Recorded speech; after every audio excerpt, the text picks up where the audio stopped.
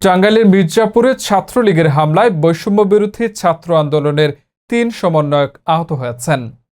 টাঙ্গাইলের মির্জাপুরে ছাত্রলীগের নেতাকর্মীদের হামলায় বৈষম্যবিরোধী ছাত্র আন্দোলনের ৩ সমন্বয়ক আহত হয়েছেন।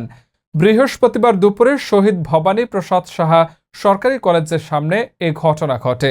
আহত সমন্বয়করা হলেন মোজাহিদুল ইসলাম, ইমন সিদ্দিকী ও জাকির হোসেন। তাদের মধ্যে মোজাহিদুল ইসলামকে প্রথমে কুমুদিনী হাসপাতালে নেওয়া হয়, পরে আশঙ্কাজনক অবস্থায় তাকে ঢাকায় স্থানান্তর করা হয়।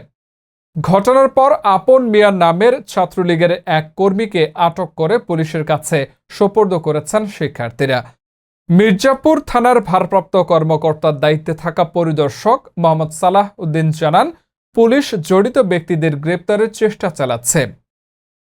দৈনিক ঢাকার সর্বশেষ খবর পেতে ভিজিট করুন www.dailydhakabd.com।